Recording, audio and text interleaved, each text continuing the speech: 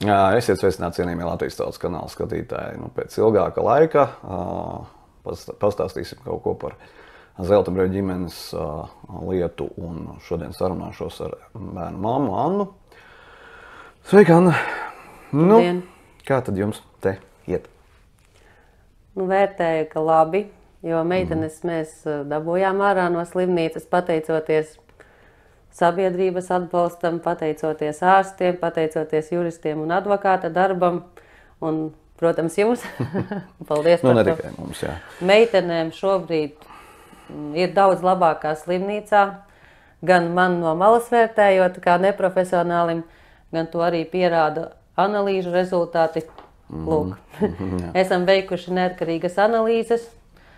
Ārpus slimnīcas esot, analīzes uzrāda, ka slavenais troponīns, kādēļ meitenes nekādi nevarēja tikt ārā no slimnīcas pilnīgi. Viņam vajadzēja nokristies līdz 100, un tad viņas tikai drīkstēja slimnīcā sākt domāt par staigāšanu.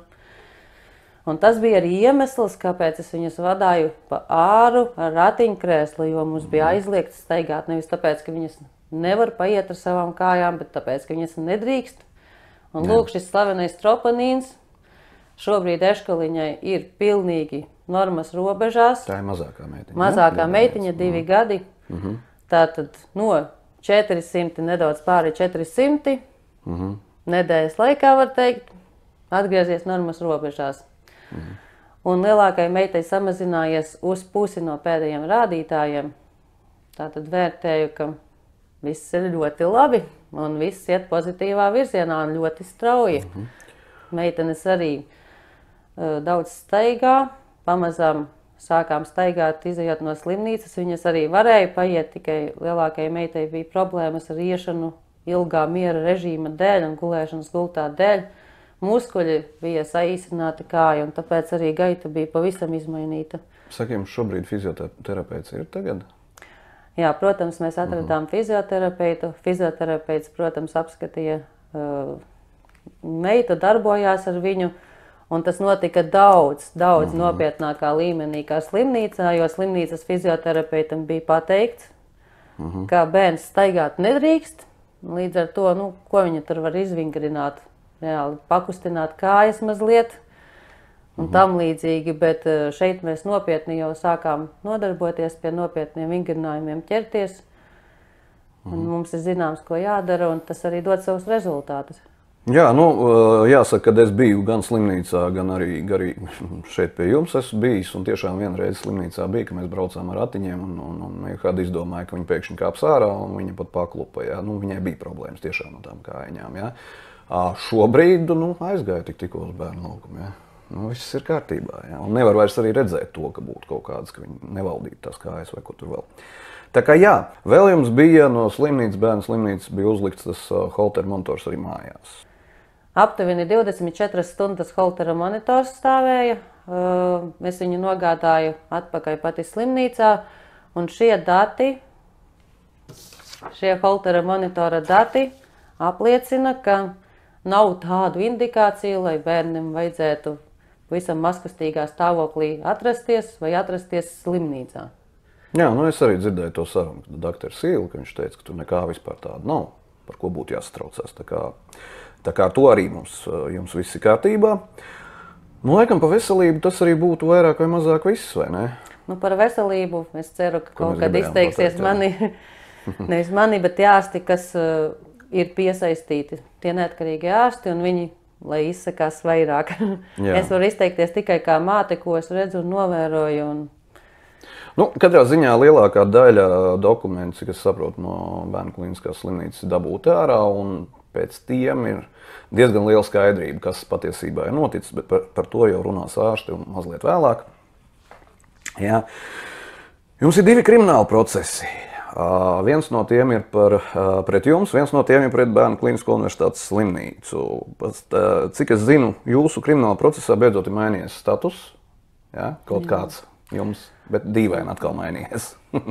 Mainījies nedaudz ir un uz labo pusi, jo šobrīd mums nav katru dienu vienu reizi jāatskaitās noteiktā adresē, mēs drīkstam braukt pa Latviju un atrasties, kur mēs vēlamies un kur mums ir nepieciešams tajā laikā. Un arī tas ir priekš manis liels solis un priekš mana vīra, jo viņš bija deklarēts pie Gaiziņkalna, es biju deklarēta Rīgā, lai varētu meitenes apmeklēt slimnīcā. Un šobrīd tātad mums ir mazliet vieglāk plānot savu dzīvi un kur darīt. Bet no Latvijas jūs joprojām izbraukt nevarat, jā? Nedrīkstat it kā? Teorētiski mēs drīkstam izbraukt no Latvijas, mums vajag rakstīt iesniegumu, tā vismaz man paskaidroja, bet kā tas ir realitātē, es īsti nezinu. Tā uz savu galvu izbraukt nedrīkstam, kad gribam. Jā, tev ir bijusi arī saruna, cik es saprotu, ar izmeklētāju, kas ir Bērnu Kliniskās universitātes krimināla procesā, jā?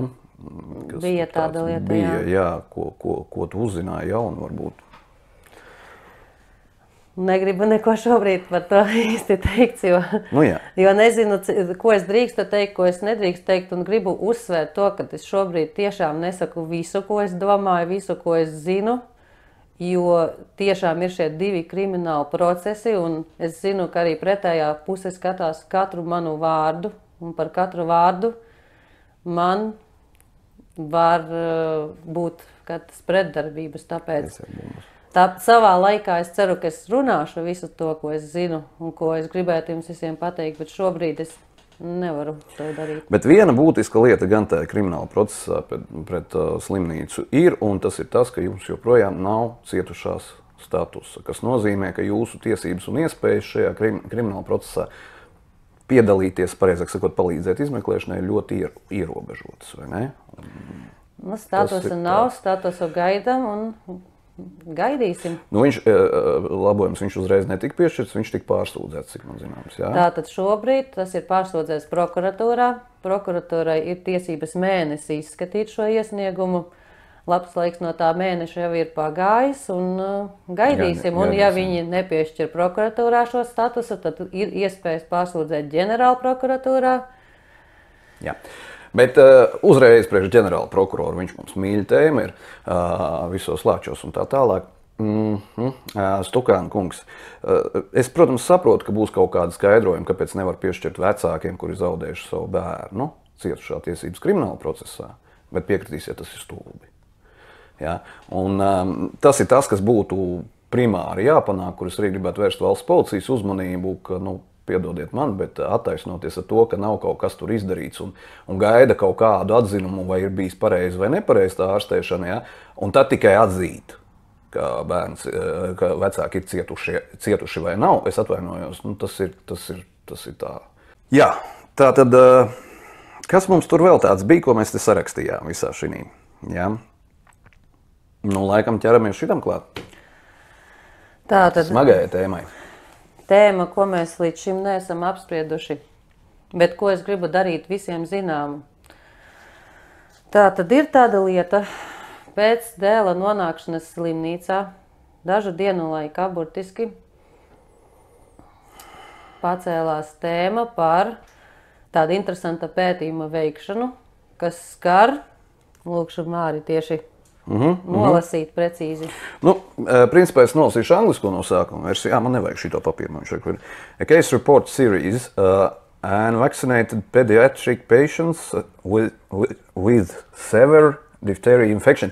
Tas nozīmē ko? Tas nozīmē, ka pēta gadījumus, kuros nevakcinēti bērni, nevis bērni, bet pacienti ar smagu diphterijas infekciju. Ja? Tātad viņiem ir šāds pētījums.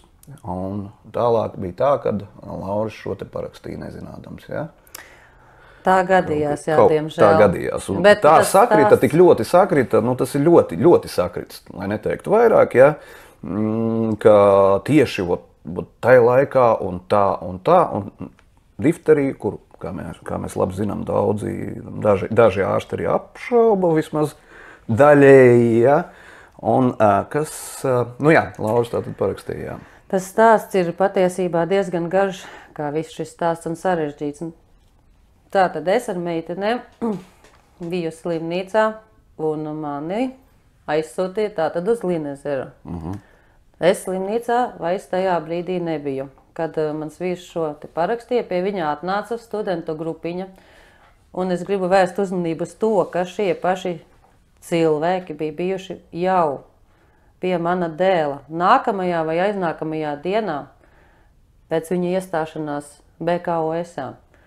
Šie paši cilvēki, šī pati, kā te rakstīts, klīniskā gadījuma veidotāja, es uzsveru veidotāja, Rīgas Stradiņu universitātes 6. studiju gada medicīnas fakultātes studente, kuras šī pētījuma darba vadītāja ir profesora Dace Zavacka. Aplausi. 2. 3. dienā pēc mana dēla nonākšanas slimnīcā kopā ar 5 līdz 7, vīrs konkrēti neizskaitiet, cik tur cilvēki gāja pie mana dēla Karmela, fotografēja viņam kaklu un vispār apskatīja viņu. Protams, nevienam nebija šiltīta ar vārdu uzvārdu, neviens, protams, nestādījās priekšā. Šajā grupiņā bija ārzemnieki pēc vīra teiktā, tātad vismaz 3 ārzemnieki no Skandināvijas valstīm un kāds bija arī no kādas citas valsts. Tātad vismaz no 2 valstīm, vismaz 3 ārzemnieki, kuri, un tātad, bet svarīgākais, ko es gribu uzsvērt, tātad pirms parakstīšanās, pirms kaut kādas piekrišanas jau dažādi cilvēki bez pieteikšanās, gāja skatīties šos bērnus, bet parakstīt iedeva bērnu, tajā laikā bērnu, vienu, bet tad, kad manas meitas jau nonāca slimnīcā, viņi staigāja arī pie manām meitām. Es BKOS atrados ļoti īsu brītiņu, mani ātri aizsūtīja projām, jo man bija PCR tests pozitīvs. PCR tests izrādās arī der, lai noteiktu difteriju. Uz šo brīdi man vēl joprojām ir 7 negatīvi uztriepes testi uz difteriju. Bet tajā brīdī es biju briesmīgi infekcijos. Es nedrīkstēju atrasties pie saviem tajā brīdī arī slimajiem bērniem un vajadzēja doties projām. Un nākamajā dienā pēc manas aizsūtīšanas prom manam vīram tika atnesti šie papīri, lai viņš viņus parakstītu par šo pētījumu. Un ar tādu domu, ka studentiem vajag mācīties, un tādā situācijā man ir grūti nodot emocionālo fonu, protams, bet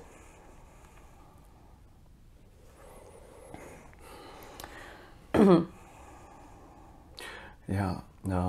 Un, kad ir tik smagā stāvoklī nonācis dēls, nonācis slimnīcā, jo, kad mēs viņu aizvedām, viņš vēl staigāja, runāja, un nākamajā, vai pat tajā pašā dienā mans vīrs man zvana, saka, ka viņš ir pieslēgts pie visām sistēmām un narkozē atrodās.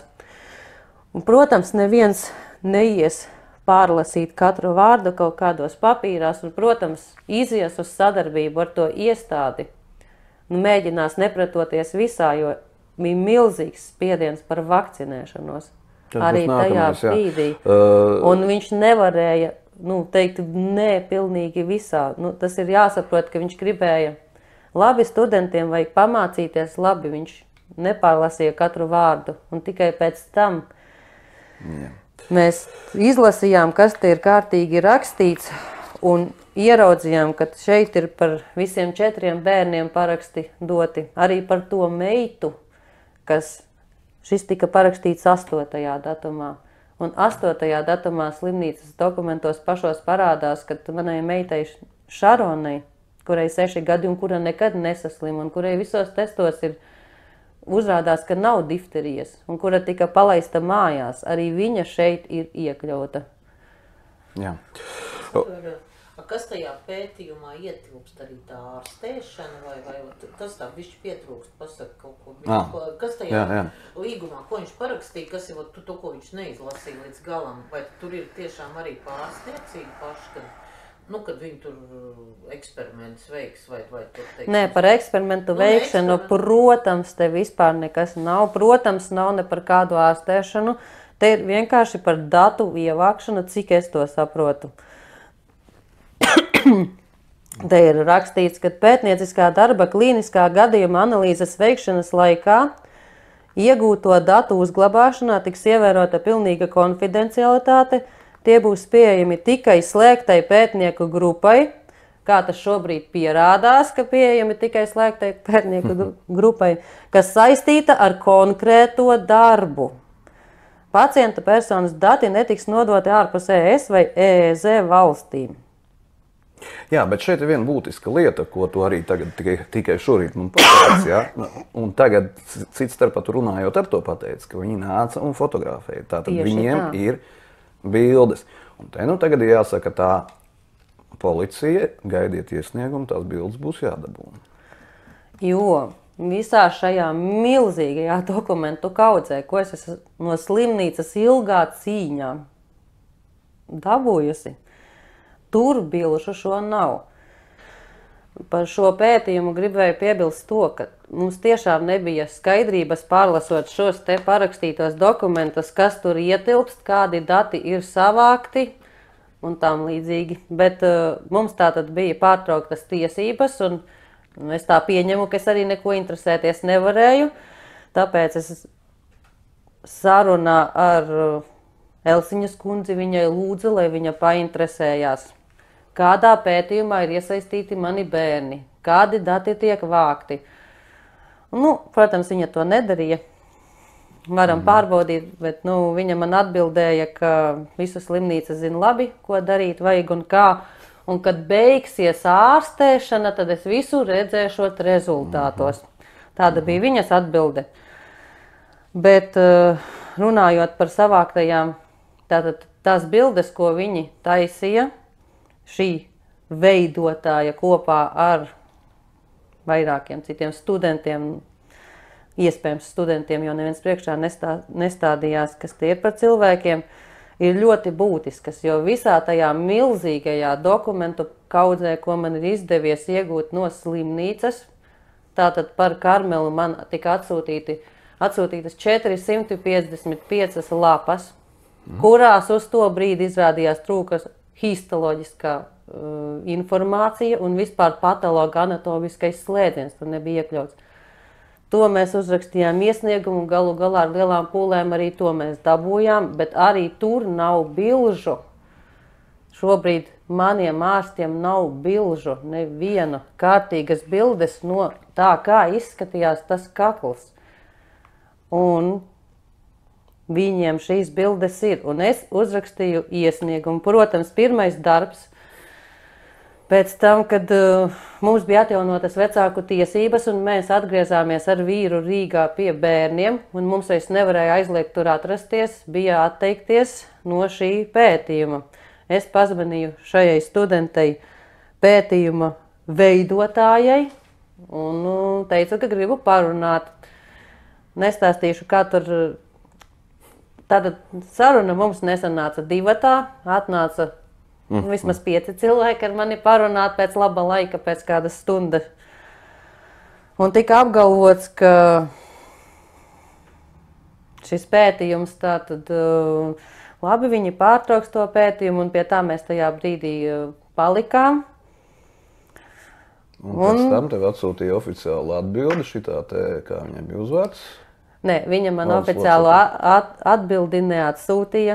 Pēc tam es uzrakstīju oficiālu atteikumu, jo es padomāju, ka mutiski vienkārši, ka man apsola, tas nav nekur dokumentēts, man vajag iedokumentēt, lai pirmkārt vispār būtu dokumentēts, ka šāds pētījums bija uzsākts vai mēģināts uzsākt. Tātad es uzrakstīju 2 iesniegumus BKOS administrācijai. Tātad viens ir par to, un pirmo iesniegumu es rakstīju, lai man tiektu izsniegti visi dati, kas ir šī pētījuma ietvaros savākti. Un otrs iesniegums bija par to, lai šis pētījums tiktu apturēts, un ka es aizliecu izmantot jebkādus sava dēla Karmela un savu bērnu datus, kāda pētījuma veikšanā vai prezentēšanā vai tam līdzīgi. Un tad tev atbildēja? Un tad man slimnīcas valdes locekle, viena no 3 valdes locekļiem, Zane Straume, atbildēja, ka pētījums netika uzsākts, jo es no viņa atteicos, nekādi dati nav ievākti, tāpēc, ka es no viņa atteicos un tam līdzīgi. Bildes? Nu, nekas netika uzsākts, kā tu saproti. Es visu saprotu, jā. Jā, bet tātad bildes, kuras tika uztaisītas manam dēlam, burtiski nākamajā vai iznākamajā dienā pēc iestāšanās. Varbūt viņi paņēma, lai Facebookā izliktu, es nezinu. Nevis pētījumā likt iekšā. Diemžēl šīs studentes Facebooka profilā tikai dezinformācija par manu ģimeni mēs tika visu lieliski saprotam, un es domāju, arī visi skatītāji visu lieliski saprot. Pētījums, acīm redzot, tomēr ir bijis sākts, un bildes vienkārši nefotografēt neviens slimu bērniņu, lai saglabātu sev albumā, piemēram, ja to bildu. Piedošana, nefotografēt. Piedošana, bet mēs nezinām, kas to cilvēku galvā darās. Bet, jebkurā gadījumā, lai kas arī viņu galvā darītos, šīs bildes ir ļoti, ļoti tas es saku, tas ir labi, ka tas atklājās, tas ir jāraksta iesniegums valsts policijai, lai izprasa šīs te bildes no tā, kurš ir taisījis, jo cik es saprotu, tie uzvārdi tur ir zinām, ja? Diemžēl nē.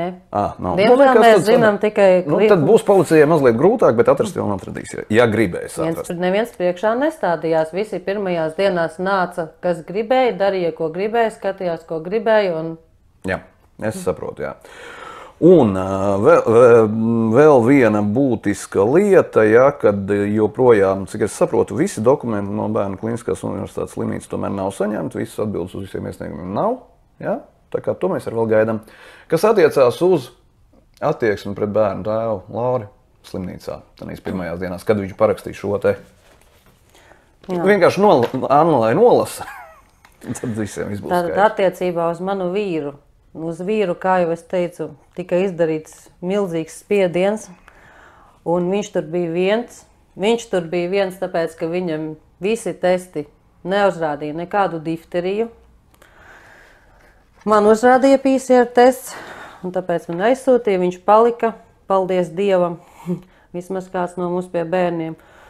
Un šeit es no slimnīcas iegūtajos dēla dokumentos, pārlasot tos, atradu šādu frāzi. Tātad slimnīca te spriež, ko darīt ar bērnu tēvu. Jā. Un šeit ir atbilde. Ja rezultāts negatīvs... Tas ir pēc testa. Jā, pēc testa. Tad tēvu nekavējoties vakcinē ar difterijas toksoīdu saturošu vakcīnu. Tālāk lasu. Ja rezultāts ir pozitīvs, tad atbilstoši infektologa rekomendācijām tevu ārstē, pēc tam vakcinē. Un te ir arī viss stāsts par visu šo lietu, jo būtībā nekas cits jau vairāk te nav plānots. Tas, ka bērnu slimnīcā vakcinēt pieaugušu cilvēku, Anna ir par to pārsteigta, es teikšu tā, viņi toletēs vakcinēja, kad vajadzēja, ja? Kad ļoti vajadzēja. Atceries Covid laikus, ja? Labi, ne toletēs, bet blakus jau pilnīgi noteikti. Šis ir vienas infektoloģijas atzinums. Šeit ir tās infektoloģijas, kas ārstēja manu dēlu atzinums. Tēvam jānoskaidro, kad pēdējā revakcinācija bijusi. Ja nav bijusi, tad jāņem izstriepe no kakla un deguna, kas tika izdarīts un parādījās, ka tur nav difterijas. Ja pozitīvs, tad dzēr antibiotika kursu un vakcinē. Izolē līdz 2 negatīviem uzsējumiem. Negatīvā gadījumā nekavējoties vakcinē difteriju, novēro izolācija inkubācijas perioda ietvaros. Tātad šeit parādās vakcinē jebkurā gadījumā un izolē jebkurā gadījumā. Jā. Paldies, laikam nekas no tā tomēr netika izdarīts, ja? Bet tas ir vienkārši stāsts par to, par ko vispār ir šis stāsts. Viss šis stāsts ir par vakcināciju, un tā tas arī ir jāuztver, ja? Vēl bija jautājums par konsīliju, par ko gribējās pateikt, ja, kad konsīlijam jūs nosūtījāt rakstisku atbildi, tātad, ja, uz to viņu pirmo konsīliju lēmumu, tie 14 ārsti, mēs viņu bijām rādījuši iepriekšējā video, ja. Un, attiecīgi, jūs uzrakstījāt viņiem atbildi, un viņi pagaidām nav atbildējuši. Viņiem jau bija jāatbildība, kā tur ir ar tiem datumiem. To, lai spriež juristi, vai viņiem vēl ir jāatbild? Elektroniski nosūtījāt? Nē, jāatbild viņiem ir jebkurā gadījumā. Jā, šis ir elektronisks dokuments. Nu, tad 3 dienu laikā šeit bija. Ir elektronisks paraksts. Bet tas, ka viņiem ir jāatbild, tas ir viennozīmīgi, jo mēs prasījām rakstisku atbildi un prasījām rakstisku atbildi uz šādiem jautājumiem. Nu, es nolasīšu, ko mēs tieši atbildējām. Atgādināšu, ka šīs 14 ārstu konsīlijas mums uzdeva jautājumu, jo viņi gribēja dzirdēt mūsu viedokli vakcinācijas sakarā. Un mēs atbildējām, lai paustu nostāju mums vecākiem, vispirms ir jāsaprot, par kādu vakcināciju ir runa, jo viņi bija minējuši tādu Latvijas imunizācijas kalendāru. Internetā mēs tādu īsti nevaram atrast, bet redzot, izsecinājām, ka tas ir tieši Bērnu Kliniskās universitātes slimnīcas izstrādāts kaut kas, un ko viņi grib tātad pasludināt šobrīd kā Latvijas imunizācijas kalendāru. Tātad. Un šeit ir konkrēti jautājumi.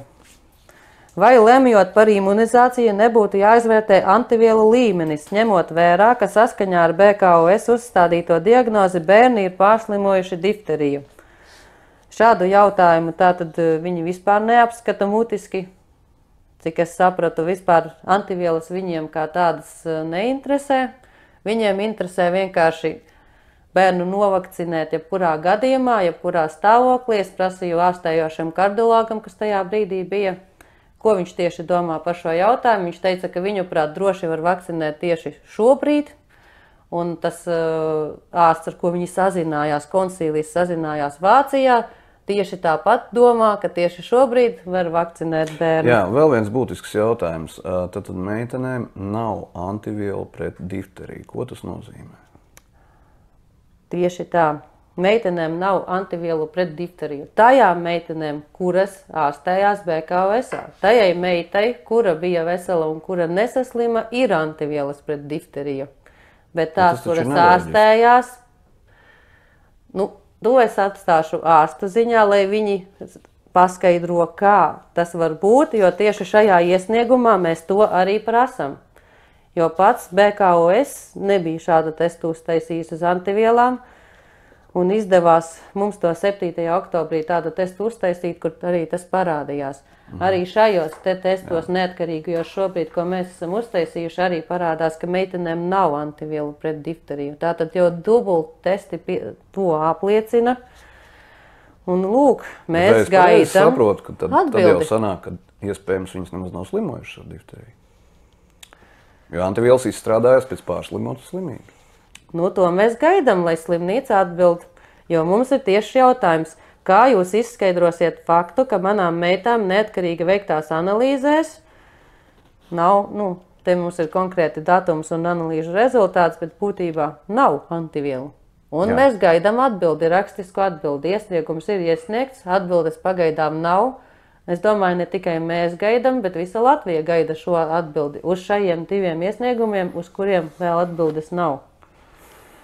Te mēs arī prasām, vai serumam ir sekas šajā, vai vakcināciju var veikt, ja ir miokardīts, ja viņi apgalvo, ka meitenēm ir ļoti lielas problēmas ar sirdi un ir tāds smags stāvoklis. Ko mēs šobrīd redzam, ka nekā tāda nav, vai ne? Šobrīd nekā tāda nav. Dzīvē. Varbūt arī tāpēc, ka mūsu ārsti pieslēdzās un mēs sekojam viņu rekomendācijām, tieši to ārstu, ka mēs uzticos rekomendācijām, un viņi tiešām jau... Un, starp citu, es vēl gribēju piebilst to, ka viens no ārstiem, ja nemaldos, tas bija Žēgurkungs, bija jau prognozējis, ka tanī brīdī, kad meitenes nonāks mājās, drošā vidē un savā ierastajā vidē, šis te tropamīns kritīs, un kritīs pamatīgi, ka tas ir uz slimības, uz stresa pamata. Tas arī ir pierādījies. Tā kā nevarētu teikt, ka ārsti neko nezina. Nē, tieši pateicoties šiem 3 ārstiem, mēs esam tur, kur esam.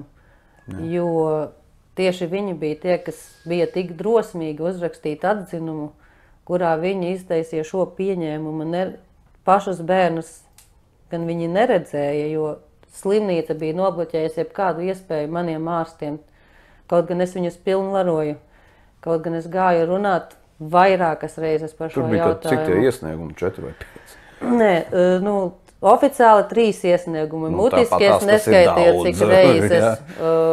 Vienreiz gājām ar zvērnātu tiesu izpildītāju kopā. Tātad manus ārstus atstāja aiz durvīm. Un izmet arī pēc tam izpildītāju. Izpildītāju arī atstāja aiz durvīm. Un tagad es dokumentos lasu, ka es esmu vienojusies, ka manu ārstu, ka es esmu piekritusi, ka manu ārstu tikšanās ar ārstējošu ārstu ir būšot neproduktīva, jo nesot problēmu jautājumu. Nu, un kā bija, tu piekriti? Tā, es varu pastāstīt, kā bija. Tātad slimnīca bija viltīgu atbildi devusi par šo tikšanās jautājumu. Viņa bija devusi atbildi ne jā, ne nē. Tātad, ka tas ir ārstējošā ārsta lēmums un ka man ar viņu vajag nepastarpināti vienoties.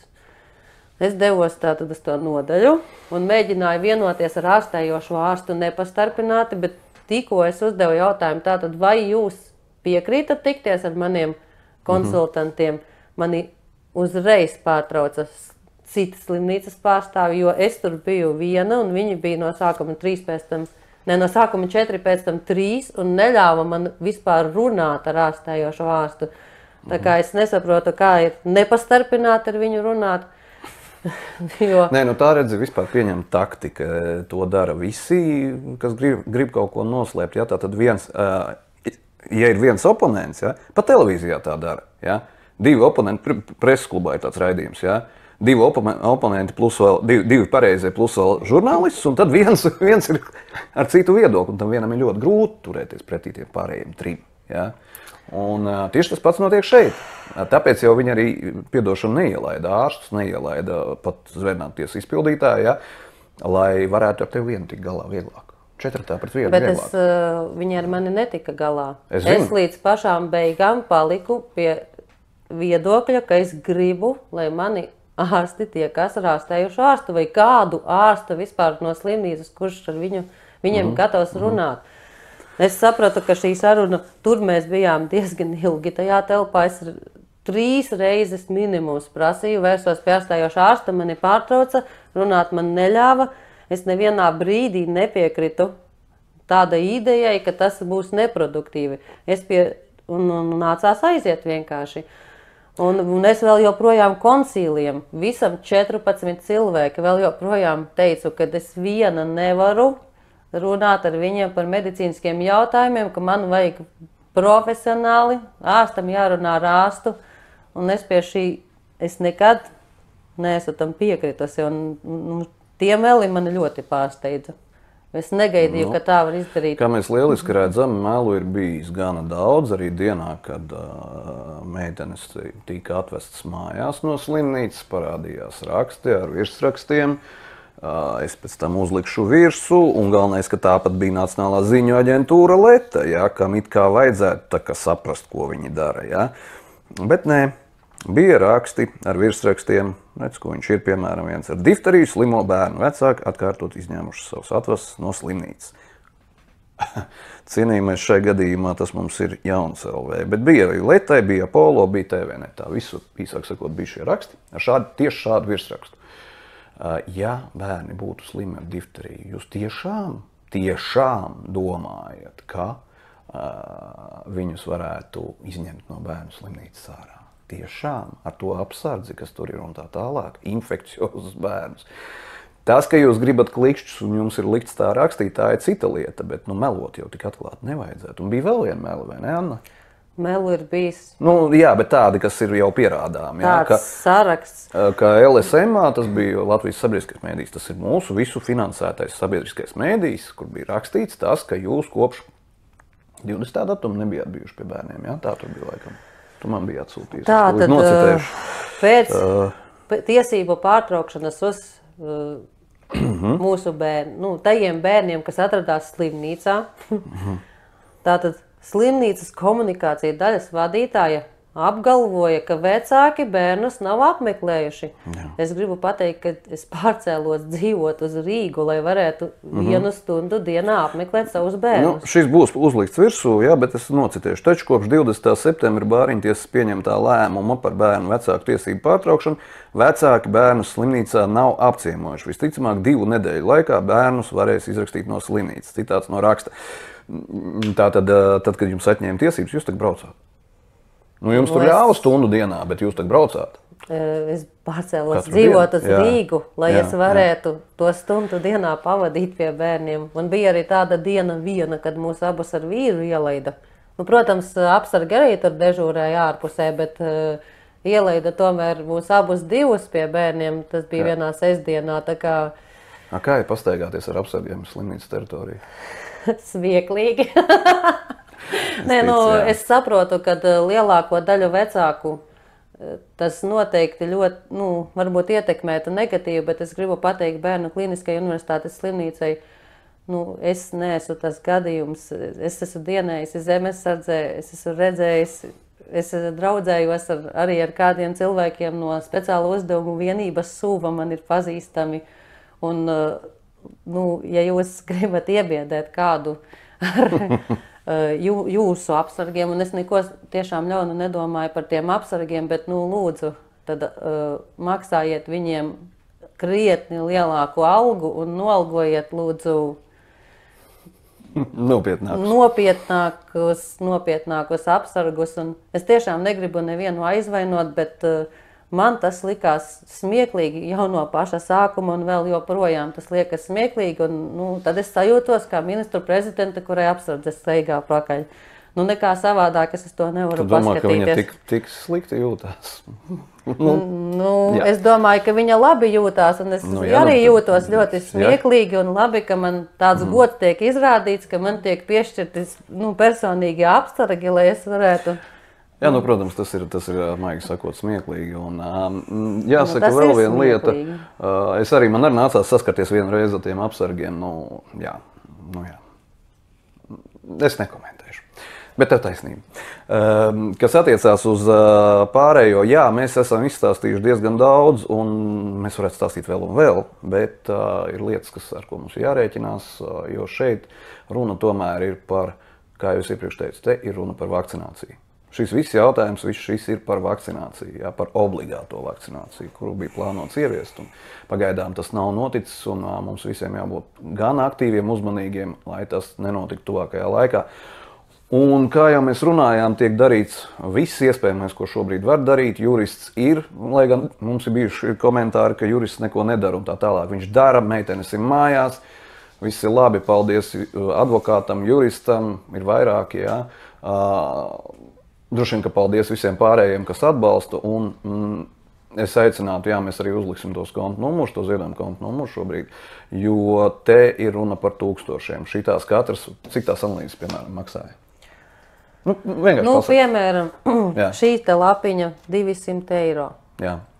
Un tā ir tikai viena lapiņa. Tas ir par vienu meiteni. Tā kā paldies visiem tiem, kas ir atbalstījuši līdz šim, un aicinām atbalstīt arī ģimeni tālāk, jo tas nav lēti. Tas galīgi nav lēti. Un to es šaubos, vai dažs labs miljonārs varētu pacelt. Gan jau miljonāri varētu, bet lai visu izdarītu pienācis, tas viss vēl ir tikai priekšā. Un tas arī maksās ne jaunu simtos. Es arī gribu pateikties visiem, kas atbalsta, jo patiesībā jūs esat tie, kuru dēļ es to sāku darīt vispār, jo tajā brīdī, kad mans dēļ pēc tā notikuma, es tajā brīdī pārdomāju, ko un kā darīt. Man bija tāda doma, ka es varētu viņu mierīgi apglabāt un dzīvot ar savām meitiņām tālāk un šo visu neuzņemties, bet tajā rītā... To neļaut. Tad es to nebiju apsvērs, to ideju. Bet tad, ka man neļautu, es sapratu tajā brīdī, kad man parādīja vienkārši par to, ka tiek spriest par obligātās vakcinācijas iesniegumu, vispār pieņemšanu Latvijā, un es sapratu, ka ne man neļautu dzīvot, ne arī daudziem citiem mūsu tautā neļautu dzīvot, kas ir izvēlējušies iet to grūtāko ceļu, kas ir izvēlējušies iedziļināties šajos jautājumos, ko mēs uzdevām arī Bērnu klīniskajai universitātes slimnīcai, gan par blaknēm, gan par sastāvu, gan par ražotāju. Jā, un starp citu, ko es nezināju līdz šim, bet Anna dokumentos ir atradusi, imunizācija jau skaitās diagnoze, viņai ir savs kods. Jā, tieši tā. Tas jau ir noticis šobrīd. Karmela dokumentos diagnoze ir nevakcinēts. Nevakcinēts ir diagnoze. Jā, tā kā... Un tāpēc es šo visu uzņēmos, un ne tikai es, bet visa mūsu ģimene, jo šobrīd mēs nevaram dzīvot normālu dzīvi. Šobrīd, neskatoties uz to, ka ir tik daudz un liels gan juridiskais atbalsts, gan citāda veida atbalsts, no rīta līdz vakaram ir jācīnās par katru sīkumu, par katru informāciju. Tas viss ir, to nevar izdarīt viena ģimene, to mēs visi kopā tikai varam izdarīt, un es jūsu atbalstu tieši tā arī uztveru, ka jūs kā ģimenei mums palīdzat un palīdzat mums kā cilvēkiem, kas grib stāvēt pretī tajam visam, ko plāno mūsu valstī ieviest, un es to arī jūsu atbalstu tā uztveru, ka jūs esat pilnvarojuši mani un vispār mūsu ģimeni to darīt, un es saku lielu paldies. Un to mēs arī šobrīd daram, jo šobrīd mums savu dzīvi nav iespējams dzīvot. Nu, turpināsim sekot līdzi un atbalstam ģimeni, un kopā mēs, es domāju, ka mēs Jā, un uzvarēsim. pēdējās, ko es gribētu pateikt, kas vēju sēj, tas vētru pļaus. Paldies!